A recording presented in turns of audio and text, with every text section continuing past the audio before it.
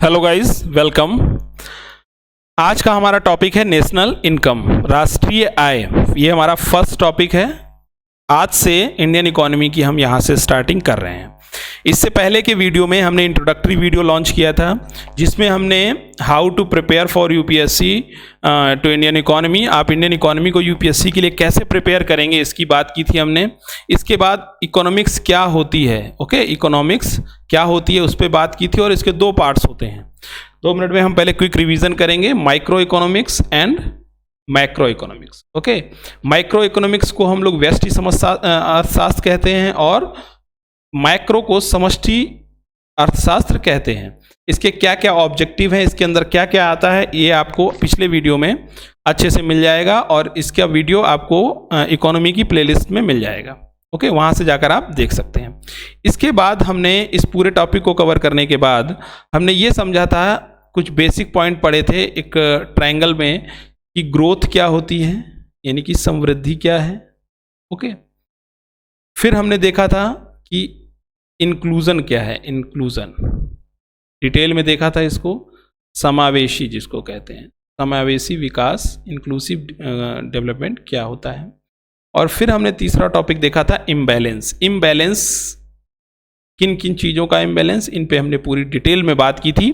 तो जिन भी बच्चों का ये वीडियो छूट गया है, इंट्रोडक्टरी पार्ट छूट गया है, बेसिक छूट गया है, वो पीछे प्लेलिस्ट में जाकर और वीडियो को देख सकते हैं। आज के टॉपिक पर हम लोग आते हैं। आज का टॉपिक है राष्ट्रीय आय। आखिरकार राष्ट्रीय आय किसे कहते हैं? ओके, राष्ट्रीय आय से क्या मतलब है, हमारा संदर्भ क्या है राष्ट्रीय आय से? तो राष्ट्रीय आय को आप ऐसे समझिए कि हम एक तो इसमें उत्पादन की बात करेंगे, और फिर जब उत्पादन होगा तो फिर हमारी इनकम या उसकी जो प्रोडक्शन के बाद जो आय बनेगी उस आय की बात करेंगे। राष्ट्रीय आय के अंतर्गत दो चीज़ें आएंगी, उत्पादन और आय। लेकिन आर्थिक जो हमारा पूरा क्रियाकलाप है वो कैसे चलता है इसको समझते हैं। तो राष्ट्रीय आय से पहले, जैसे एक स्टूडेंट है जय श्रीवास्तव, उनका एक कन्फ्यूज़न भी था, उसको इसी टॉपिक में क्लियर कर लेते हैं कि यहाँ दोनों चीज़ों को समझते हैं कि आर्थिक समृद्धि क्या है और आर्थिक विकास क्या है। फिर हम नेशनल इनकम पे स्विच करेंगे। ओके, तो आर्थिक समृद्धि की अगर हम बात करें तो अर्थव्यवस्था में जो होने वाला मात्रात्मक परिवर्तन, कैसा परिवर्तन? अर्थव्यवस्था में होने वाला मात्रात्मक परिवर्तन क्या कहलाता है? यह कहलाता है आर्थिक समृद्धि, economic growth, economic growth. Okay, अर्थव्यवस्था में होने वाला मात्रात्मक परिवर्तन आर्थिक समृद्धि कहलाती है। अब इसका एग्जाम्पल अगर आपको आर्थिक समृद्धि का समझना है तो आप आर्थिक समृद्धि को ऐसे भी समझ सकते हैं कि मान लीजिए कि पिछले साल की तुलना में सड़कों की लंबाई बढ़ गई। पिछले साल भारत में नेशनल हाईवे यानी राष्ट्रीय राजमार्गों की जो लंबाई थी वो 1 लाख किलोमीटर की थी, ऐसा एज्यूम मान लेते हैं, लेट।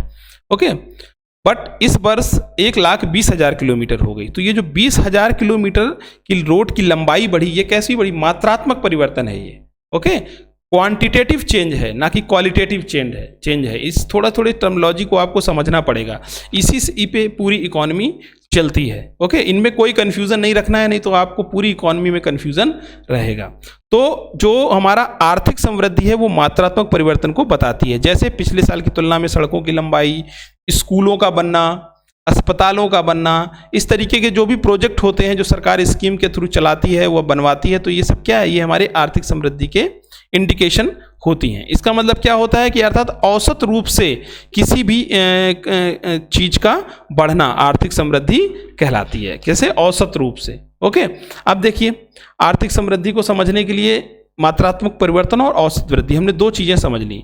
अब इसका मतलब क्या है कि आर्थिक समृद्धि में किसी भी देश में अगर आर्थिक समृद्धि होती है, ठीक है, तो उसमें हम कुछ जो इंडिकेटर्स हैं उनका यूज करेंगे। तो आर्थिक समृद्धि के इंडिकेटर क्या हैं, पहले तो ये समझना पड़ेगा। तो आर्थिक समृद्धि के इंडिकेटर समझने से पहले हम ये समझेंगे कि आर्थिक विकास से आर्थिक समृद्धि कैसे डिफर है, जो इनका क्वेश्चन था। तो आर्थिक समृद्धि को में हम लोग जब पढ़ते हैं मात्रात्मक परिवर्तन आता है और औसत वृद्धि होती है। लेकिन आर्थिक विकास में क्या होता है? आर्थिक विकास में गुणात्मक परिवर्तन आता है। कैसा परिवर्तन आता है? गुणात्मक परिवर्तन आता है। और गुणात्मक परिवर्तन का मतलब क्या होगा कि जो, जैसे मान लो घरों की संख्या बढ़ी, अस्पतालों की संख्या बढ़ी, तो इनका जो इस्तेमाल है या इनकी जो पहुंच है वो आम आदमी तक कितनी हो पाई, इसको हम आर्थिक विकास के मापक में मापते हैं। अगर संसाधनों की पहुंच लोगों तक हो पाती है तो वो कैसा विकास है, आर्थिक विकास है। इसका मतलब आर्थिक विकास के अंदर कैसा परिवर्तन होता है, गुणात्मक परिवर्तन होता है। यानी कि देश के संसाधनों को लोगों को उपलब्ध कराना। ओके, जैसे मान लीजिए पिछले वर्षों की तुलना में अस्पतालों को उन क्षेत्रों में बनवाना जहां पर स्कूल और हॉस्पिटल्स नहीं थे। तो इसका मतलब क्या हो गया कि एक ऐसी जनसंख्या को आपने स्कूल, हॉस्पिटल या रोड्स दी जहां पर इनकी अवेलेबिलिटी नहीं थी और उनको जरूरत थी। तो ये समावेशी विकास हो गया। इसका मतलब आर्थिक समृद्धि में अगर हम समावेशी विकास को जोड़ दें तो हमारा आर्थिक विकास हो जाता है। Is that clear? आर्थिक विकास क्या होता है कि अगर हम आवश्यकता के अनुसार संसाधनों की उपलब्धता करा दें, ठीक है, लोगों को, तो फिर इसी को हम कहते हैं आर्थिक विकास।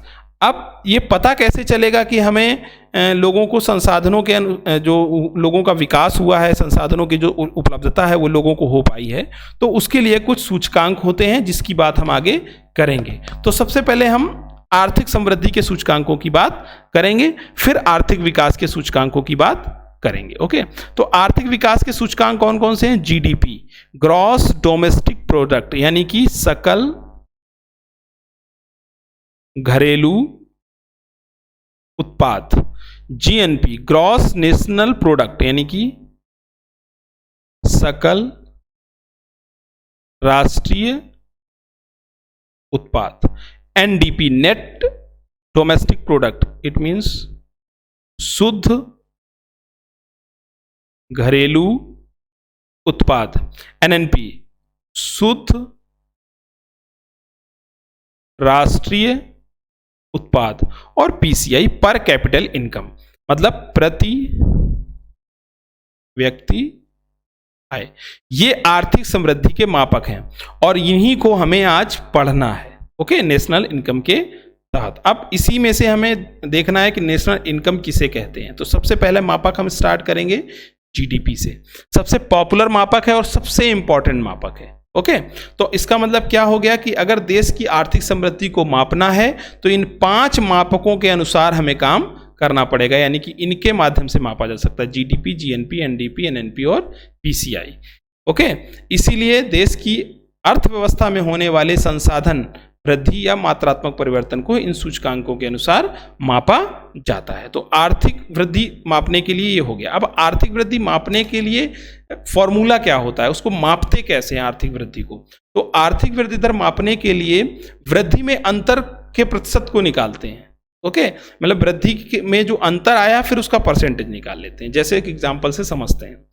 अगर एक डेयरी उत्पादक को एक महीने में 100 लीटर दूध का उत्पादन वो कर लेता है, कोई डेयरी उत्पादक है जो एक महीने में 100 लीटर दूध का उत्पादन करता है और अगले महीने में दूध का उत्पादन बढ़कर 105 लीटर हो जाता है, तो इसका मतलब क्या है, उस पे 5 लीटर दूध का जो उत्पादन था वो बढ़ा है। ओके, तो जो ये 5 लीटर दूध का उत्पादन बढ़ा है, 100 से 105 हुआ है, तो इसके वृद्धि के अंतर को परसेंटेज जब निकालेंगे तो इसकी डेयरी की समृद्धि दर कितनी निकलेगी? 5% निकलेगी। कितनी निकलेगी? 5% निकलेगी। तो आर्थिक समृद्धि कितनी निकलेगी? 5% निकलेगी। अब हमें पढ़ना है जीडीपी। जीडीपी सबसे पहला और प्रमुख इंडिकेटर है। हर तिमाही भारत सरकार भी जीडीपी के आंकड़े निकालती है, इसलिए जीडीपी सबसे ज़्यादा इंपॉर्टेंट, सबसे पॉपुलर इंडिकेटर हमारे यहाँ यही है। ओके, तो जीडीपी को पढ़ने से पहले हम इन 3 टर्म्स को समझने की कोशिश करेंगे। देश, राष्ट्र और राज्य। ये क्या है? देश यानी कि कंट्री, यानी कि एक भौगोलिक क्षेत्र, यानी कि कोई भूगोल, यानी कि एक कोई भौगोलिक क्षेत्र होता है उसे हम देश कहते हैं। और इस अगर भौगोलिक क्षेत्र में जनसंख्या जोड़ दी जाए तो वो बन जाता है राष्ट्र। यानी कि राष्ट्र बनने के लिए क्या जरूरी है? जनसंख्या को एक क्षेत्र में रहना जरूरी है राष्ट्र बनने के लिए। अब जब राज्य की कंडीशन आती है तो इस भूगोलिक क्षेत्र और जनसंख्या के साथ सरकार को ऐड कर दिया जाए तो वो बन जाता है राज्य।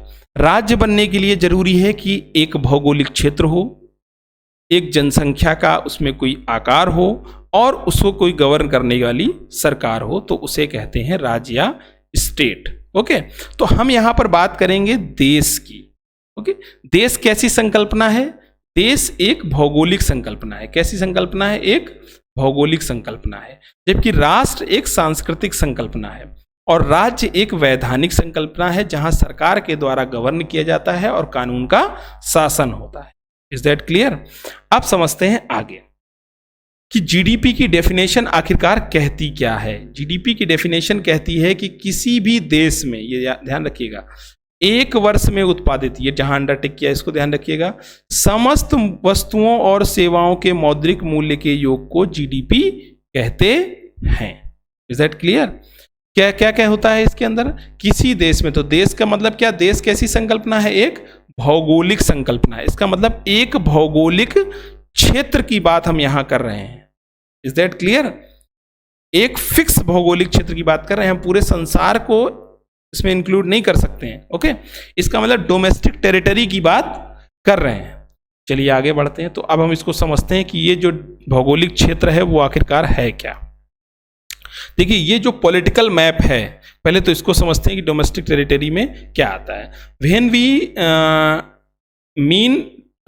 We mean domestic territory, it includes the political boundary of a country. Okay, ये जो हमारा पॉलिटिकल मैप आप देख रहे हैं, इसका मतलब क्या हो गया? Political boundary of a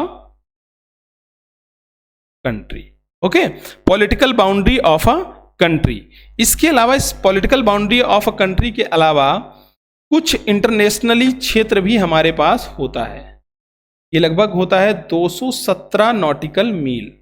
okay, इसको भी हम इसी में इंक्लूड कर लेंगे। इसके अलावा कुछ कॉन्सुलेट और हाई कमीशंस होते हैं, एम्बेसीज होते हैं, उनको भी इसी में इंक्लूड करेंगे। It means it includes the political boundary of a country, embassy of the country, high commission of the country, consulate and military establishment established abroad.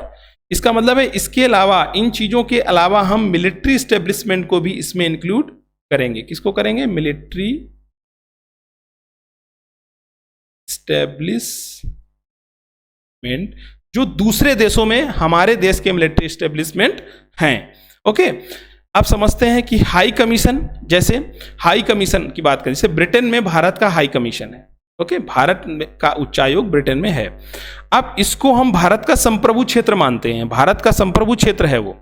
Britain के हाई कमीशन पर अगर कोई भी घटना होती है या कोई भी अटैक होता है या कोई भी आक्रमण होता है, तो उसे भारत के ऊपर आक्रमण माना जाएगा। यानी क्यों? क्योंकि वो भारतीय संप्रभु क्षेत्र है। ओके, तो भारतीय संप्रभु क्षेत्र का मतलब सिर्फ भारत के पॉलिटिकल बाउंड्री के अंदर ही नहीं है। जो हमारे राजदूत दूसरे देशों में हैं, जो उस जगह एम्बेसी बनी हुई है, ओके, वो भी भारत के क्या है? संप्रभु क्षेत्र। ऐसे ही दूसरे देशों के जो एम्बेसी हमारे देश में बने हुए हैं, वो उस देश के भारत के अंदर संप्रभु क्षेत्र हैं। जैसे अमेरिकी एम्बेसी जो भारत में है, दिल्ली में, वो क्या है? वो अमेरिका का भारत के अंदर संप्रभु क्षेत्र है। अगर भारतीय टेरिटरी के अंदर अमेरिकन एम्बेसी में कोई भी हमला होता है, अगर भारतीय फोर्सेस करती हैं, तो इसका मतलब है भारत का अमेरिका के खिलाफ इसको युद्ध माना जाएगा। अमेरिका इसको वैसे ही रिटेलिएट करेगा। ओके, फिर कुछ कॉन्सुलेट ऑफिस भी होते हैं जिन्हें हम वाणिज्यिक सुविधाओं के लिए तैयार करते हैं। और फिर मिलिट्री एस्टेब्लिशमेंट जो दूसरे देशों में हमारे देश के हैं, उनको भी मानेंगे। फिर एक मान लीजिए कुछ चीज़ें होती हैं जैसे शिप, इसके अलावा shipping vessels and aircraft. Okay, अब ये क्या है? ये चलायमान वस्तुएं हैं। ये कैसी हैं? चलायमान वस्तुएं हैं। तो इन चलायमान वस्तुओं पर किन देश का अधिकार होगा? जिस देश की ये कंपनियां हैं, यानी कि जिस भी देश का एयरक्राफ्ट है। जैसे कोई भारतीय एयरलाइन का एयरक्राफ्ट, विस्तारा का एयरक्राफ्ट या भारतीय जो एयरलाइन है उसका कोई एयरक्राफ्ट मान लीजिए सऊदी अरबिया के ऊपर उड़ रहा है, ठीक है, या कहीं जा रहा है या कहीं भी रन कर रहा है, तो वो भारत की जीडीपी में जोड़ा जाएगा, ना कि किसी दूसरे देश की जीडीपी में इसको ऐड किया जाएगा। तो ये भारतीय देश यानी देश को समझ गए। फिर दूसरी बात जो हमें करनी है, क्या करनी है कि इसमें जो फिर से डेफिनेशन को देखते हैं कि देश की बात हो गई, फिर बात करते हैं समस्त वस्तुओं और सेवाओं का मौद्रिक मूल्य। जब हम समस्त वस्तुओं की सेवाओं और सेवाओं के मौद्रिक मूल्य की बात करते हैं, इट मींस हियर वी से final goods and services. We say final goods and services. It means intermediate goods and services are not taken in the consideration. Okay? जो intermediary goods and services हैं, उनको हम इस GDP के consideration में शामिल नहीं करते हैं। इंटरमीडिएटरी गुड्स एंड सर्विसेज क्या होंगी? जैसे रॉ मटेरियल। हम सिर्फ फाइनल गुड्स एंड सर्विसेज को इंक्लूड करेंगे जीडीपी के अंदर। Is that clear? अब हम बात करते हैं वित्तीय वर्ष की। तो वित्तीय वर्ष के अंतर्गत क्या आएगा? एक वर्ष के भीतर, मतलब एक वित्तीय वर्ष के भीतर। एक वित्तीय वर्ष के भीतर का मतलब क्या होगा? 1 अप्रैल से 31 मार्च। भारत में जो वित्तीय वर्ष है वो 1 अप्रैल से 31 मार्च होता है। Is that clear? तो ये तीनों टर्म आपको समझ में आ गए। किसी देश में एक वर्ष में उत्पादित समस्त वस्तुओं और सेवाओं के मौद्रिक मूल्य के योग को क्या कहते हैं? जीडीपी कहा जाता है। Is that clear? इसका मतलब क्या हो गया कि जो ये बाउंड्री है, जो अभी आपने देश की पॉलिटिकल बाउंड्री देखी है, तो इस बाउंड्री के अंदर चाहे देसी व्यक्ति उत्पादन करे, चाहे विदेशी व्यक्ति उत्पादन करे, इन सब का उत्पादन क्या माना जाएगा? जीडीपी के अंदर माना जाएगा। यानी कि भारत की भौगोलिक सीमा के भीतर होने वाला समस्त उत्पादन, जैसे मान लीजिए किया मोटर्स है, किया मोटर्स ने भारत में प्लांट लगाया। भारत में प्लांट लगाने का मतलब हो गया भारत की भौगोलिक सीमा के अंतर्गत प्लांट लगाया है। ओके, अब जब जो वो प्रोडक्शन करेगी और जो सप्लाई होगी, वो जो रेवेन्यू कमाएगी उसको, या जो टर्नओवर होगा, वो किस में जोड़ा जाएगा? वो भारत की जीडीपी में जोड़ा जाएगा। ओके, तो इसके अंतर्गत क्या क्या आता है? भारत के जो क्षेत्र आता है, भूगोल, अंतर्राष्ट्रीय समुद्री कानून, दूतावास, उच्चायोग और वाणिज्यिक दूतावास, जो हमने अभी पहले देख लिए। तो ये यहां तक आपका क्लियर हो गया। ओके, तो ये जीडीपी का एक फुल फॉर्म आपने समझ लिया। फिर भी कोई डाउट हो तो आप कमेंट बॉक्स में पूछ सकते हैं। अब हम कुछ शॉर्ट नोट्स हैं जो आप लिख लीजिए, नोट कर लीजिए और इनको तैयार करिए। ओके, शॉर्ट नोट्स देखते हैं कि जीडीपी किसी भी देश के कुल उत्पादन या कुल आपूर्ति को दर्शाता है। इट मींस जीडीपी क्या बताता है कि देश में टोटल प्रोडक्शन कितना हुआ है, यानी कि देश का कुल उत्पादन कितना है। इसे हम जीडीपी के थ्रू समझ सकते हैं कि ये जीडीपी हमें बताती है, चाहे वह उत्पादन विदेशी नागरिकों के द्वारा किया गया हो या घरेलू नागरिकों के द्वारा किया गया हो। फर्स्ट पॉइंट नोट कर लीजिए आप।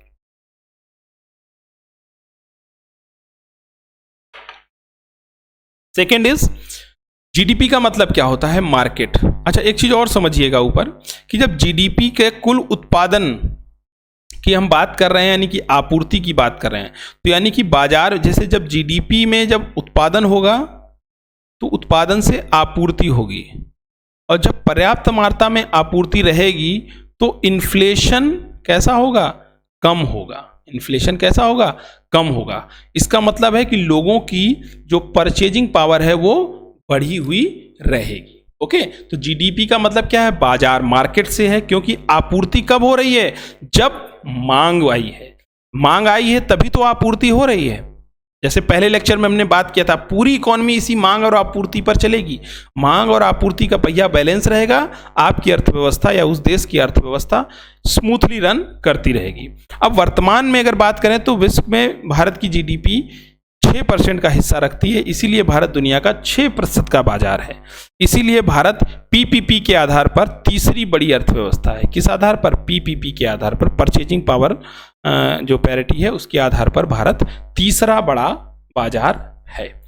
जीडीपी किसी भी देश की आंतरिक अर्थव्यवस्था यानी कि आंतरिक शक्ति को दर्शाता है। देश की अर्थव्यवस्था की जो इंटरनल मजबूती है वो जीडीपी बताती है। अर्थात किसी भी देश का इकोनॉमिक इंडिकेटर क्या है, इकोनॉमिक हेल्थ कैसी है उसकी, उसका स्वास्थ्य कैसा है, इकोनॉमिक फंडामेंटल कैसे हैं उसके, कितने मजबूत हैं, वो हमें जीडीपी के थ्रू ही जानने को मिलता है। एंड फोर्थ पॉइंट कि जीडीपी से मात्रात्मक उत्पादन का पता चलता है। ये बहुत इंपॉर्टेंट है, इसको बार बार याद रखिएगा। सिर्फ इकोनॉमिक ग्रोथ से ही मात्रात्मक उत्पादन का पता नहीं चलता है, हमें जीडीपी, चूंकि उसी का तो इंडिकेटर है, तो जीडीपी से भी हमें कैसा पता चलेगा, मात्रात्मक उत्पादन का पता चलता है, गुणात्मक उत्पादन का पता नहीं चलता है। ओके, क्यों? क्योंकि जीडीपी से डिस्ट्रीब्यूशन पता नहीं चला। प्रोडक्शन तो पता चल रहा है कि इतना उत्पादन हो गया है, लेकिन डिस्ट्रीब्यूशन नहीं पता है कि ये जो डिस्ट्रीब्यूशन हुआ है वो कहाँ हुआ है और किन लोगों को हुआ है। ऐसा तो नहीं कि एक ही आदमी ने किया की 4 गाड़ियां खरीदी हैं या 4 व्यक्तियों ने अलग अलग किया की गाड़ियां खरीदी। तो डिस्ट्रीब्यूशन कैसे पता चलेगा, वो जीडीपी हमें नहीं बताती। Is that clear? Okay, next topic है हमारा सकल राष्ट्रीय उत्पाद, जीएनपी, ग्रॉस नेशनल प्रोडक्ट, सकल राष्ट्रीय उत्पाद। अब इसकी डेफिनेशन समझते हैं हम लोग, क्या कहती है इसकी डेफिनेशन। देश के नागरिकों के द्वारा, ओके, इसका मतलब है कि जो सकल राष्ट्रीय उत्पाद है, इसको सही कर लीजिएगा, पहले सकल लिख लीजिएगा, ग्रॉस, सकल राष्ट्रीय उत्पाद। ओके, तो देश के नागरिकों के द्वारा देश के भीतर और या विदेश में उत्पादित कुल वस्तुओं और सेवाओं का मौद्रिक मूल्य सकल राष्ट्रीय उत्पाद कहलाता है, जीएनपी कहलाता है, ग्रॉस नेशनल प्रोडक्ट। ओके, तो यहां क्षेत्र की बात नहीं है, यहां देश के नागरिकों के द्वारा देश के भीतर या विदेश में, यानी कि वो ग्लोब के अंदर, पूरे ग्लोब में, इस पूरे ग्लोब में कहीं भी वो हो सकते हैं भारत के नागरिक। अब भारत के नागरिक कौन हैं, इनको सबसे पहले समझते हैं। जो भारतीय संविधान के अनुच्छेद 8, 9 और 11 के तहत भारत के नागरिक हैं। जैसे भारत की नागरिकता कैसे मिलती, बाई, आप पॉलिटी के लेक्चर में पढ़ा होगा आपने, आपके पॉलिटी के लेक्चर हो गए हैं, बाई बर्थ मिलती है, बाई रजिस्ट्रेशन मिलती है। ओके, तो ये जो भी इंडिकेटर हैं उनके थ्रू जो भारतीय नागरिक है, और इसके अलावा एनआरआई और पीआईओ, अब इनको मिलाकर क्या हो गया है, OCI, overseas citizen of India. तो ये जो ओवरसीज सिटीजन ऑफ इंडिया है, इनके द्वारा भी किया गया प्रोडक्शन, कुल वस्तुओं और सेवाओं का उत्पादन भी जीएनपी के अंतर्गत मापा जाता है।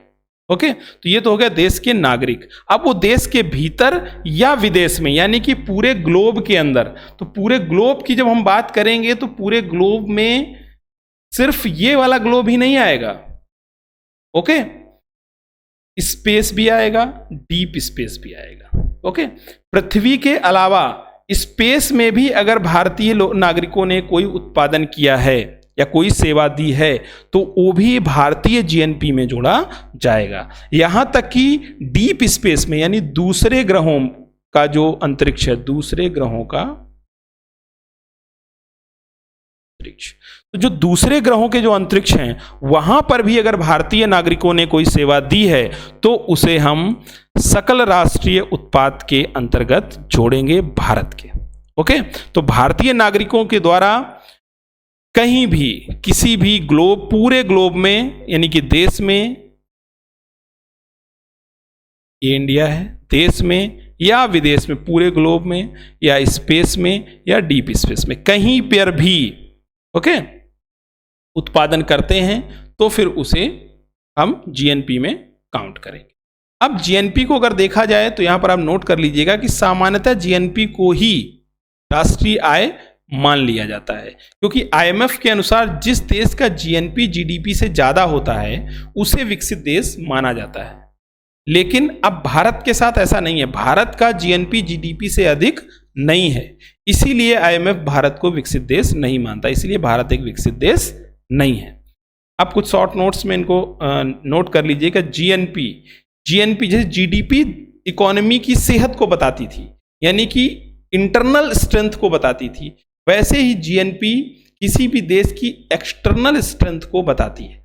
ओके, बाहरी शक्ति को पता चलता है, यानी जीएनपी से किसी भी देश की अर्थव्यवस्था की बाहरी शक्ति का पता चलता है। फिर दूसरा पॉइंट है कि जीएनपी से हमें कुशलता का, स्किल एफिशिएंसी का पता चलता है कि उस देश के लोग कितने कुशल हैं, कितने स्किलफुल हैं, वहां की सरकार ने अपने देश के लोगों को कितना दक्ष बनाया है, इससे हमें पता चलता है। तो जीएनपी से किसी भी देश के नागरिकों की कुशलता यानी दक्षता का भी पता चलता है। वर्तमान में भारत में इसी प्रकार की दशा है, मतलब कैसी कि हमारा जो जीएनपी है वो जीडीपी से ज्यादा नहीं है। तो इसके लिए ये चीज देखते हैं कैसे कि जो जीएनपी है वो उसमें क्या क्या शामिल होता है। एक तो जीडीपी, दूसरा भारतीयों द्वारा विदेशों में प्राप्त आय, जो भारतीय हैं और विदेशों में रह रहे हैं उनके द्वारा प्राप्त आय ये शामिल हो जाएगा। लेकिन जो विदेशी भारत में से प्राप्त आय प्राप्त कर रहे हैं, जो विदेशी भारत में कार्य कर रहे हैं, उस आय को घटा दिया जाएगा जीएनपी में।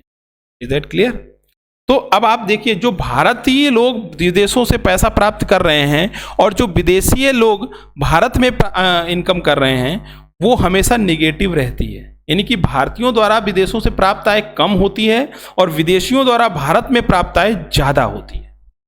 तो अब जीडीपी के साथ जब इसको ऐड करेंगे तो ये तो ऑलरेडी माइनस में है ये वाला पॉइंट, तो क्या हो जाएगा, जीएनपी हमारी कम हो जाएगी और जीडीपी हमारी बढ़ी हुई रही दिखाई देगी। ओके, बात समझ गए? तो जब हमारी जीडीपी बढ़ी हुई है, जीएनपी कम है, तो आईएमएफ के अनुसार हम बढ़ी हुई या विकसित अर्थव्यवस्था नहीं है। अब हम इस चक्र के द्वारा जीडीपी, जीएनपी, एनडीपी और एनएनपी को समझने की कोशिश करेंगे। तो सबसे पहले एक एक करके शुरू करते हैं और इस पूरे फिगर को आप बहुत अच्छे से समझिएगा। अगर ये पूरा फिगर आपको समझ में आ गया तो आप ये समझ लिए national income, GDP, GNP, NDP और एनपी जो टर्मिनोलॉजी है आपके लिए बिल्कुल आसान हो जाएगी, अब चुटकियों में बता सकते हैं। और इस पूरे फिगर को अगर आप समझ लेंगे तो एग्जाम के समय आप सिर्फ 1 मिनट के अंदर पूरा टॉपिक रिवीजन कर सकते हैं। कैसे, मैं बताता हूं। फिगर बना लीजिए और साथ साथ मेरे को नोट डाउन भी करते रहिए। जैसे जीडीपी, जीडीपी को क्या कहा जाता है? इसको कहा जाता है gross domestic product. Okay, GNP को क्या कहा जाता है? Gross national product. NDP net domestic product. NNP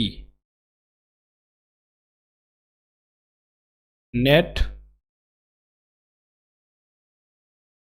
national product. Okay, अब देखिए ये जो जीडीपी है हम यहां से शुरू करेंगे। ओके, इसमें हम क्षेत्र की बात करते हैं, हमने पहले ही बात कर ली, ठीक है ना। और यहां पर हम किसकी बात करते हैं? देशवासियों की, यानी कि सिटीजन्स की बात करेंगे।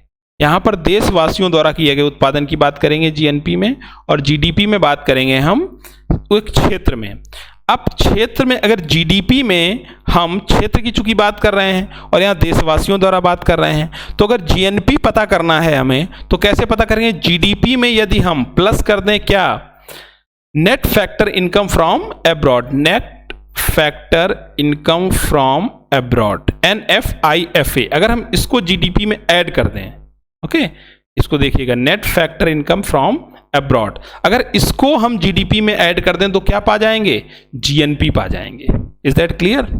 यानी कि ग्रॉस से डोमेस्टिक होने से, ग्रॉस डोमेस्टिक से ग्रॉस नेशनल होने के लिए हमें net factor income from abroad को ऐड करना पड़ेगा।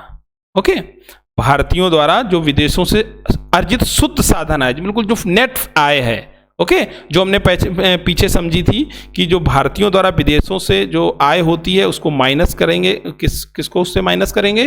जो विदेशियों ने भारत में आय की है। ओके, फिर अब हमें जीडीपी से जीएनपी समझने का फॉर्मूला क्या है कि GDP plus net factor income from abroad कर देंगे तो हमें जीएनपी का पता चल जाए। अब जब हम ग्रॉस डोमेस्टिक प्रोडक्ट से नेट डोमेस्टिक प्रोडक्ट निकालेंगे तो क्या करेंगे? इससे हम डिप्रिसिएशन को माइनस कर देंगे। क्या माइनस करेंगे? डिप्रिसिएशन, यानी कि मूल्य मूल्यह्रास को माइनस करेंगे। देखिए कोई भी चीज का जब प्रोडक्शन होता है तो मूल्यह्रास जरूर होता है। मूल्यह्रास होने का मतलब क्या हो गया कि जैसे मान लीजिए आपने कोई मशीन लगाई है, ओके, या आपने लैपटॉप लिया या किसी का लैपटॉप जनरेट किया, तो देखिए उसका भी मूल्यह्रास होता है। आप जैसे जैसे चलाते हैं तो उसके जो फंक्शंस हैं, जो उसकी कीबोर्ड है, जो माउस है, सब घिसता है, ख़राब होता है, उसका एक अमाउंट होता है जो आपके लिए एक लायबिलिटी बनता है। आप दूसरा माउस लेते हैं या कुछ भी ऐसा करते हैं। तो कहने का मतलब क्या है कि किसी भी प्रोडक्ट में एक समय में डिप्रिसिएशन आता ही है। तो ये जब हम नेट डोमेस्टिक प्रोडक्ट की बात करेंगे तो ये हम माइनस कर देंगे जीडीपी से डिप्रिसिएशन को। जीडीपी से डिप्रिसिएशन को माइनस करने पर हमें क्या मिलता है? एनडीपी, नेट डोमेस्टिक प्रोडक्ट हमें मिल जाता है। अब नेट डोमेस्टिक प्रोडक्ट से अगर हमें एनएनपी निकालना है, ओके, तो फिर हमें क्या करना पड़ेगा कि इसमें फिर से हमें ऐड करना पड़ेगा net factor income from abroad. Okay, net domestic product को पता से हमें एनएनपी यानी कि नेट नेशनल प्रोडक्ट निकालने के लिए हमें क्या करना पड़ेगा कि एनडीपी में हमें विदेशों से अर्जित शुद्ध साधन आय को जोड़ना पड़ेगा। तो हम क्या जान जाएंगे? एनएनपी जान जाएंगे। ओके, अब लेकिन हमें जीएनपी से एनएनपी पता करना है, तो यानी कि ग्रॉस नेशनल प्रोडक्ट से नेट नेशनल प्रोडक्ट पता करना है। तो क्या करेंगे? ग्रॉस से जब नेट पता करते हैं तो क्या करते हैं? माइनस डिप्रिसिएशन, मूल्यह्रास। ओके, तो देखिए जब हम ग्रॉस डोमेस्टिक से ग्रॉस नेशनल में पता करते हैं तो क्या ऐड करते हैं? Net factor income from abroad, ध्यान रखिएगा, ये ऐड करते हैं। और जब हम ग्रॉस से नेट पे जाते हैं तो फिर हम क्या पता करते हैं? सॉरी, क्या ऐड करते हैं? तब हम माइनस करते हैं डिप्रिसिएशन। तब हम डिप्रिसिएशन को माइनस कर देते हैं तो हम ग्रॉस से नेट पहुंच जाते हैं। तो ये पूरा जो चक्र है, इससे आपको सब कुछ समझने में आसानी हो जाएगी। और जो ये एनएनपी है, यही हमारा है नेशनल इनकम। भारत में राष्ट्रीय आय के लिए हम एनएनपी का ही प्रयोग करते हैं। एनएनपी को ही राष्ट्रीय आय के रूप में काउंट किया जाता है। Okay, NDP. अब हम एनएनपी पढ़ें उससे पहले हम समझते हैं एनडीपी क्या है, नेट डोमेस्टिक प्रोडक्ट क्या होता है। जब जीडीपी में मूल्यह्रास को घटा दिया जाता है, जैसा कि अभी फिगर में देख रहे थे कि जब हम जीडीपी से क्या करेंगे? मूल्यह्रास को घटा देंगे। देखिए जब हम जीडीपी से क्या कर रहे हैं? एनडीपी को निकालने के लिए क्या कर रहे हैं? हम डिप्रिसिएशन ला रहे हैं, ठीक है ना, डिप्रिसिएशन ला रहे हैं, ठीक है। माइनस क्या करें? जीडीपी माइनस डिप्रिसिएशन, क्या निकल आएगा? एनडीपी। तो अब हम पढ़ेंगे नेट डोमेस्टिक प्रोडक्ट। जब जीडीपी में मूल्यह्रास को घटा दिया जाता है तो उसे एनडीपी कहते हैं। मूल्यह्रास का मतलब क्या है? संसाधनों का ह्रास हो जाना। ओके, अब इसका मतलब क्या है कि जो संसाधनों का ह्रास है ये तो हर जगह हो रहा है। एंड जो संसाधनों का ह्रास है वो किसी भी इकोनॉमी में संसाधनों का ह्रास होता है। और इसी जो संसाधन ह्रास है, यही जो मूल्य ह्रास है, जो जीडीपी से एनडीपी प्राप्त करते समय हम माइनस डिप्रिसिएट कर रहे हैं, इसी को माइनस जो हम करते हैं, इसी मूल्यह्रास को कम करने के लिए दुनिया के सारे देश आरएनडी पे बहुत सारा खर्च कर रहे हैं। रिसर्च एंड डेवलपमेंट पे बहुत सारा भारी भारी निवेश कर रहे हैं, चाहे यूएस हो, चाहे साउथ कोरिया हो, ब्रिटेन हो, फ्रांस हो, जर्मनी हो। भारत भी आरएनडी पे ठीक ठाक खर्च करता है। फिर भी कोई भी देश मूल्यह्रास को शून्य नहीं कर पाया अभी तक, ये ध्यान रखिएगा। कोई भी देश मूल्यह्रास को शून्य नहीं कर पाया है और ये संभव भी नहीं है। इसीलिए एनडीपी को कभी भी जीडीपी के बराबर ये नहीं हो सकती। यानी कि एनडीपी क्या है? कभी भी जीडीपी के बराबर नहीं हो सकती। क्यों? क्योंकि मूल्यह्रास बराबर बना रहता है। It means NDP less than GDP for ever, हमेशा ऐसा रहेगा। इसीलिए एनडीपी के आधार पर हम अर्थव्यवस्थाओं की तुलना नहीं करते हैं, क्योंकि हर देश अपने अपने हिसाब से आरएनडी पे खर्च करता है। तो जब हम एनडीपी के आधार पर अर्थव्यवस्थाओं की तुलना नहीं कर सकते हैं तो इसके नाते जो तुलनात्मक अर्थशास्त्र है उसमें भी एनडीपी का कोई रोल नहीं है, लेकिन जीडीपी का रोल है। जीडीपी हमारा सबसे पॉपुलर और सबसे important factor of economic growth है। ओके, एनडीपी की जो अन्य अर्थव्यवस्थाएं हैं इनका हम तुलनात्मक अर्थशास्त्र में कोई महत्व नहीं माना जाता। That clear? अब आते हैं हम एनएनपी पर। कि एनएनपी क्या है, यानी कि नेट नेशनल इनकम, इसी को हम नेशनल इनकम भी कहते हैं। एनएनपी का मतलब हो गया जीएनपी माइनस डिप्रिसिएशन। ये जो हमने फिगर बनाया था, यहां पर जीएनपी था और ये क्या है, एनएनपी। ये जो माइनस डिप्रिसिएशन होगा, जीएनपी माइनस डिप्रिसिएशन, ठीक है, मूल्यह्रास क्या हो जाएगा, एनएनपी। तो एनएनपी आसानी से निकल आया आपका कि भारत में राष्ट्रीय आय के लिए किसका प्रयोग करते हैं हम, एनएनपी का ही प्रयोग करते हैं। लेकिन एनएनपी को हम दो भागों में बांटते हैं, मतलब कि दो आधारों पर एनएनपी को मापते हैं, NNP eight factor cost, NNP at market price. Okay, NNP साधन लागत पर एनएनपी और बाजार मूल्य पर एनएनपी। तो सबसे पहले ये समझेंगे कि साधन लागत पर एनएनपी क्या है, या साधन लागत क्या होता है। एनएनपी एट फैक्टर कॉस्ट, साधन का मतलब क्या होता है, साधन का अर्थ क्या है, उत्पादन के साधन। साधन किसके साधन, उत्पादन के साधन। उत्पादन के साधन का मतलब क्या हो गया कि उत्पादन बिंदु पर लागत, यानी कि फैक्ट्री कॉस्ट पर जब हम एनएनपी निकालते हैं, नेट नेशनल इनकम को काउंट करते हैं फैक्ट्री कॉस्ट पर, तो उसे कहते हैं हम NNP eight factor cost. Okay, अब इसके भी दो एस्पेक्ट हैं। जब फैक्ट्री कॉस्ट निकालते हैं तो एक तो फिक्स्ड कैपिटल होती है, एक फ्लेक्सिबल कैपिटल होती है। तो फिक्स्ड कैपिटल कैसी होती है किसी भी फैक्ट्री की, ऐसा साधन जिसको अल्प समय में या थोड़े कम समय में परिवर्तित करना संभव ना हो, तो उसे हम क्या कहेंगे, फिक्स्ड कैपिटल कहते हैं। जैसे लैंड हो गया, प्लांट हो गया, कोई प्लांट लगा, उसको छोटे समय में परिवर्तित नहीं किया जा सकता है। ओके, सेकेंड क्या है, फ्लेक्सिबल कैपिटल, परिवर्तनशील पूंजी। इसके अंतर्गत किसको लाएंगे, प्लांट की लेबर है, रॉ मटेरियल है, फ्यूल कॉस्ट आती है, ब्याज दर आती है, जो बैंक को ब्याज भुगतान किया जाता है। तो ये उस जो साधन है या फैक्ट्री की कॉस्ट है या प्लांट की कॉस्टिंग जो आ रही है, वो फ्लेक्सिबल कैपिटल में आती है। इसके अलावा भी फैक्टर कॉस्ट को दो भागों में बांटते हैं अगर हम देखें तो, एक तो प्राइमरी कॉस्ट, दूसरी सेकेंडरी कॉस्ट। प्राइमरी कॉस्ट के अंतर्गत क्या क्या आता है, भूमि, श्रम पूंजी और उद्यमशीलता। देखिए ये बहुत ध्यान से देखिएगा क्योंकि इसी से क्वेश्चन जनरेट हो जाता है। ओके, कि फैक्टर कॉस्ट की प्राइमरी जो कॉस्ट है, ठीक है, प्राइमरी फैक्टर कॉस्ट के अंतर्गत निम्न क्या नहीं आता है, वो लिख देगा आपको, श्रम पूंजी, उद्यमशीलता और लेबर या रॉ मटेरियल। तो आपको ये बताना पड़ेगा। इस तरीके के क्वेश्चन यूपीएससी जनरेट करता है, तो इसको आप बहुत ध्यान से पढ़िएगा। सेकेंडरी कॉस्ट यानी कि द्वितीयक लागत में क्या होता है, energy, communication, transportation, banking, insurance, law and order.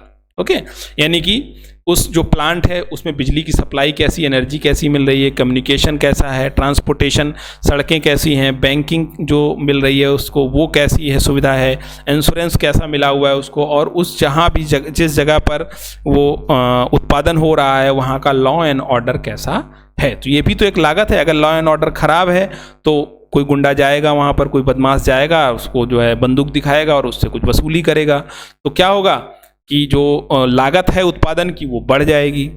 एक भय का माहौल होगा वहाँ पर, उत्पादकता धीरे धीरे कम होने लगेगी क्योंकि इन्वेस्टमेंट नहीं आएगा। तो लॉ एंड ऑर्डर भी किसी भी जगह के इन्वेस्टमेंट के लिए या किसी भी इकोनॉमी के लिए सही रहे, ये बहुत जरूरी होता है। ओके, चलिए आगे बढ़ते हैं कि अब एनएनपी फैक्टर कॉस्ट हमने समझ लिया। अब समझते हैं एनएनपी एट मार्केट प्राइस, यानी कि जो भुगतान अंतिम प्रयोगकर्ता करता है। मार्केट प्राइस का मतलब क्या हो गया, बाजार मूल्य पर, मतलब कि जो अंतिम उपभोक्ता, लास्ट वाला उपभोक्ता जो पैसा पे कर रहा है, उसे हम इस एनएनपी एट मार्केट प्राइस में ऐड करते हैं। अब समझने के लिए हम एग्जाम्पल को समझते हैं। मान लीजिए आपने एक कार ली और कार खरीदनी है और उस कार की जो कीमत है वो है 3 लाख रुपए, फैक्ट्री कॉस्ट, यानी कि जो फैक्टर कॉस्ट है वो क्या है, 3 लाख रुपए। 3 लाख रुपए की वो कार है, लेकिन जब उत्पादन शुल्क उसमें लग गया, मान लीजिए 10% का उसमें उत्पादन शुल्क लग गया। कितना लग गया, 10% का उत्पादन शुल्क लग गया। तो कितने की हो गई वो कार, 3,30,000 की। कितने की होगी, 3,30,000 की ये कार हो गई। अब इस 3,30,000 पर लगेगा जीएसटी, 2 भागों में बटा, सी सेंट्रल जीएसटी और स्टेट जीएसटी। तो 33,000 रुपए इसका जीएसटी और 33,000 रुपए स्टेट का जीएसटी।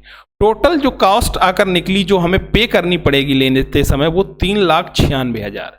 ये है मार्केट प्राइस, यानी एनएनपी एट मार्केट प्राइस। यहां पर फैक्ट्री जो कॉस्ट थी यानी फैक्टर कॉस्ट था वो क्या था, 3 लाख रुपए था, लेकिन जो हमें अंतिम उपभोग के समय हमें जो ये पे करना पड़ा वो 3,96,000 पे करना पड़ा।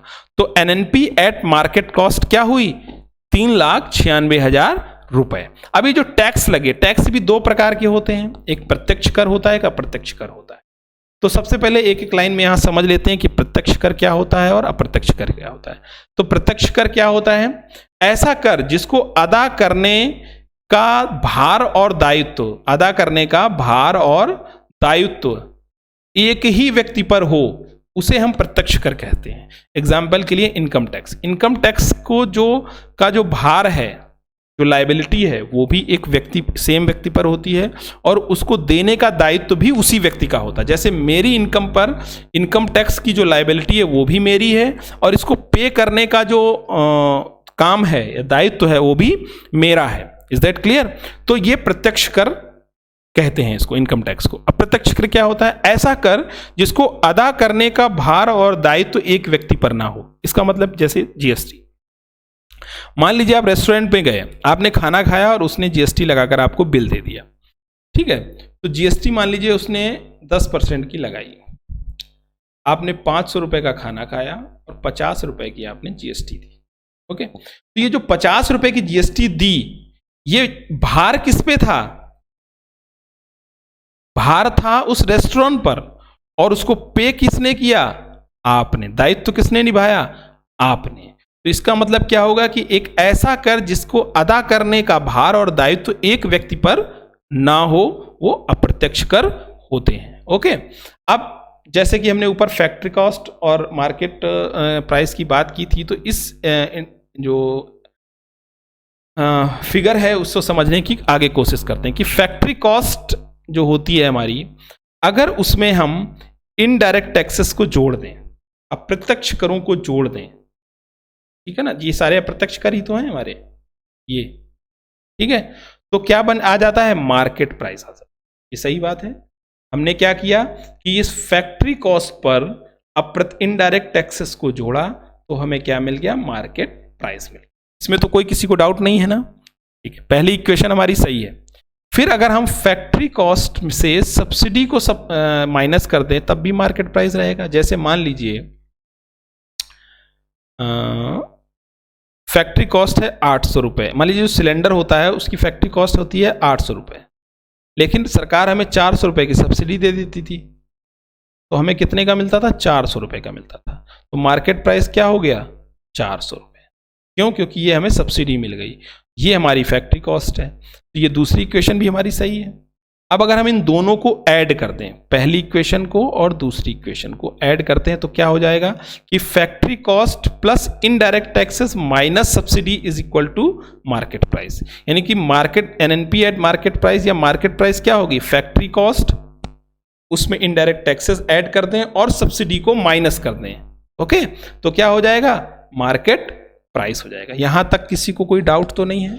फिर से समझ लीजिए कि जो फैक्ट्री कॉस्ट होती है उसमें अगर हम जब इनडायरेक्ट टैक्सेस जोड़ देते हैं, वही हमारा क्या बन जाता है, मार्केट प्राइस बन जाता है। क्या बन जाता है, मार्केट प्राइस बन जाता है, जैसे कि हमने इस पूरे मैप में समझने की कोशिश की थी। फिर फैक्ट्री कॉस्ट से अगर हम सब्सिडी माइनस कर दें तो हमारा मार्केट प्राइस निकलता है। जैसे सिलेंडर का उदाहरण लेते हैं कि 800 रुपये इसकी लागत है और सरकार हमें 400 रुपये की सब्सिडी दे देती है, और तो 400 रुपये ही तो हमें पे करने पड़ रहे हैं सिलेंडर लेने के लिए, यानी कि हमारे लिए मार्केट प्राइस सिलेंडर कितना है, 400 रुपये। तो यानी कि फैक्ट्री कॉस्ट से सब्सिडी माइनस होती तब भी मार्केट प्राइस निकलता है। तो पहली इक्वेशन और दूसरी इक्वेशन को जब जोड़ते हैं तब क्या बनता है, factory cost plus indirect taxes minus subsidy is equal to market price. अब अगर हम इन दोनों को अलग कर लें, यानी कि इनडायरेक्ट टैक्सेस माइनस सब्सिडी, ये इनको हम अलग करें तो इनकी जगह हम NIT भी लिख सकते हैं, यानी कि net indirect tax. Net indirect tax कैसे लिखेंगे, मान लीजिए सरकार को 5 लाख रुपए इनडायरेक्ट टैक्स मिला, कितना मिला, 5 लाख रुपए इनडायरेक्ट टैक्स मिला, लेकिन सब्सिडी में उसने 2 लाख रुपए वापस कर दिए आप लोगों को, तो उसको कितना मिला नेट इनडायरेक्ट टैक्स, 3 लाख रुपए। तो ये जो NIT है या नेट इनडायरेक्ट टैक्स है वो क्या होगा, 3 लाख रुपए होगा। Is that clear? चलिए आगे बढ़ते हैं। अब इसका मतलब क्या हो गया कि जो नेशनल इनकम है वो मार्केट प्राइस पर नहीं, हम फैक्ट्री कॉस्ट यानी कि फैक्टर कॉस्ट पर हम मापते हैं। ये सबसे ज्यादा इंपॉर्टेंट है, एग्जाम में सबसे ज्यादा पूछा जाता है। तो नेशनल इनकम क्या होती है, NNP eight factor cost, NNP eight factor cost called national income. यानी जब एनएनपी की गणना साधन मूल्यों पर की जाती है तो उसी को राष्ट्रीय आय कहा जाता है, और यही देश का शुद्ध संसाधन होता है, और इसीलिए इसे देश की राष्ट्रीय आय माना जाता है, नेशनल इनकम माना जाता है। ओके, तो नेशनल इनकम किसको माना जाएगा, एनएनपी एट फैक्टर कॉस्ट। अब देखते हैं कि भारत में राष्ट्रीय आय के अनुमान कैसे और कब कब लगाए गए हैं। आज का जो हमारा टॉपिक था वो था नेशनल इनकम। अब भारत में नेशनल इनकम के अनुमान कब कब लगाए गए हैं इसको देख लेते हैं। इस तरह के क्वेश्चंस पीसीएस ओरिएंटेड हो जाते हैं, या यूपीएससी स्टेटमेंट जब देती है तब देती है। भारत में इसको नोट कर लीजिएगा आप, नोट डाउन, कि भारत में राष्ट्रीय आय का पहला अनुमान 1868 में दादा भाई नौरोजी ने poverty and un British rule India में लगाया था। ओके, फर्स्ट पॉइंट इज कि भारत में राष्ट्रीय आय का पहला अनुमान 1868 में दादा भाई नौरोजी ने poverty and un British rule in India में लगाया था। ओके, ये है आपका first point. Second point is कि 1925 और 29 के लिए, 1925 एंड 29 के लिए VKRV राव द्वारा नेशनल इनकम का अनुमान प्रस्तुत किया गया। ओके, थर्ड पॉइंट इज 1948 से 51 के लिए राष्ट्रीय आय समिति ने राष्ट्रीय आय का अनुमान लगाया। इस समिति के अध्यक्ष थे प्रोफेसर PC महालनोबिस। ओके, जो हमारी द्वितीय पंचवर्षीय योजना के क्या थे, मूर्तिकार थे, PC महालनोबिस। अब इस पूरी समिति के, राष्ट्रीय आय समिति के 2 अन्य सदस्य थे, DR Gadgil, VKRV Rao. Okay, जिनका नाम हम पहले भी देख चुके हैं। फिर 1950 में क्या हुआ कि CSO की स्थापना कर दी गई। 1951 से राष्ट्रीय आय के अनुमान का दायित्व CSO को ही दे दिया गया। ये बहुत इंपॉर्टेंट है आपके एग्जाम के पॉइंट ऑफ व्यू से, इसको ध्यान रखना है। ओके, तो CSO की जो राष्ट्रीय आय संबंधी रिपोर्ट है उसे राष्ट्रीय लेखा सांख्यिकी कहते हैं, नेशनल अकाउंट स्टैटिक्स कहते हैं। राष्ट्रीय लेखा सांख्यिकी का जो प्रकाशन है वो CSO करता है। तो भारत में राष्ट्रीय आय का अनुमान ये आप नोट डाउन कर लीजिएगा। और नेशनल इनकम किसे कहते हैं, NNP eight factor cost. GDP हमारा सबसे पॉपुलर इंडिकेटर है इकोनॉमिक ग्रोथ का। इसके बाद एक और इनकम होती है जिसको कहते हैं नेशनल डिस्पोजेबल इनकम। ओके, ये बहुत इंपॉर्टेंट है खासतौर से यूपीएससी के लिए। इसको जब हम पता करेंगे नेशनल डिस्पोजेबल इनकम को, तो जीएनपी से, यानी कि जीएनपी क्या है, ग्रॉस नेशनल प्रोडक्ट। ओके, से क्या करेंगे, डिप्रिशिएशन कर देंगे, हम माइनस कर देंगे डिप्रिशिएशन को, तो आ जाएगा एनएनपी एट मार्केट प्राइस, और इसमें जोड़ देंगे करेंट ट्रांसफर को, जो वर्तमान में हम देनदारियां जो ट्रांसफर कर रहे हैं पैसे का। ओके, तो ये हमारा होता है नेशनल डिस्पोजेबल इनकम। अब सबसे जरूरी, ये चैप्टर आपका फिनिश हो गया है, लेकिन सबसे जरूरी है ये जो हमने फिगर बनवाया था आपको, GDP, GNP, okay, NDP and NNP. इस फिगर को तैयार करके आप बहुत तेजी से सबको बता, जीडीपी क्या है, एक क्षेत्र में, ओके, जो हम प्रोडक्शन करते हैं। जीएनपी क्या है, नागरिकों के द्वारा किया गया प्रोडक्शन। जीडीपी से अगर हमें जीएनपी निकालना है तो क्या करते हैं हम, net factor income from abroad add कर देंगे। जीडीपी से एनडीपी निकालना है, माइनस डिप्रिसिएशन यानी मूल्यह्रास को हटा देंगे। जीएनपी से एनएनपी निकालना, ग्रॉस से नेट करना है, फिर माइनस मूल्यह्रास कर देंगे। नेट डोमेस्टिक से नेट इनकम करना है तो फिर हम क्या करेंगे, net factor income from abroad, इसको प्लस कर देंगे। ओके, अब किसी को कुछ भी निकालना, जैसे आपको एनएनपी निकालने का जीडीपी से, तो जीडीपी से एनएनपी निकालने का तरीका क्या हो गया कि GDP minus depreciation plus net factor income from abroad is equal to NNP. Is that clear? ठीक है, आपको जीएनपी से एनडीपी निकालना है, तो कैसे निकालेंगे आप? GNP minus depreciation plus net factor income from abroad is equal to NDP. Is that clear? तो आप इस फिगर से कुछ भी निकाल सकते हैं, इसलिए इसको याद रखना बहुत ज़्यादा जरूरी है आपके लिए। तो आज हमने जो कवर किया है टॉपिक, वो कवर किया है इकोनॉमिक ग्रोथ, उसके indicator GDP, GNP, okay, NNP and NDP. अब हमें इसका एक इंडिकेटर पढ़ना है पर कैपिटल इनकम, जिसको हम अगले लेक्चर में कवर करने वाले हैं। फिर अगले लेक्चर में इकोनॉमिक डेवलपमेंट को कवर करेंगे और उसके इंडिकेटर कवर करेंगे। Thank you very much. आपका जो भी रिव्यू हो, जो भी प्रॉब्लम हो, वो आप हमें नीचे कमेंट बॉक्स में ज़रूर बताइएगा। पिछले लेक्चर में कुछ बच्चों को साउंड की प्रॉब्लम हुई थी, ओके, तो उसके लिए आप एक काम कर सकते हैं कि कुछ टेक्नीशियन की प्रॉब्लम है, तो मैं थोड़ा सा टेक्निकल तो इतना जानता नहीं हूँ, लेकिन आप उसके लिए हेडफोन का यूज़ कर सकते हैं। आजकल सभी के पास हेडफोन होते हैं, तो थोड़ा सा एडजस्ट करिएगा आप। बाकी आपको किसी भी क्वेश्चन को लेकर कोई डाउट है, अभी तो क्वेश्चन कराना मैंने स्टार्ट नहीं किया है, लेकिन जैसे जैसे आगे टॉपिक बढ़ते जाएंगे हम लोग बैक ईयर क्वेश्चंस को साथ में ही कंप्लीट करते हुए चलेंगे। ओके, फिर भी अगर आपको कोई डाउट लगता है, कोई क्वेश्चन जनरेट होता है, तो आप वीडियो के नीचे कमेंट बॉक्स में लिख सकते हैं। आपकी जो भी प्रॉब्लम है उसका सॉल्यूशन आपको दे दिया जाएगा अगले लेक्चर में या फिर उस संबंधित लेक्चर में जब वो आने वाला होगा। Okay, thank you very much. Next topic is per capital income, economic development and index. Thank you.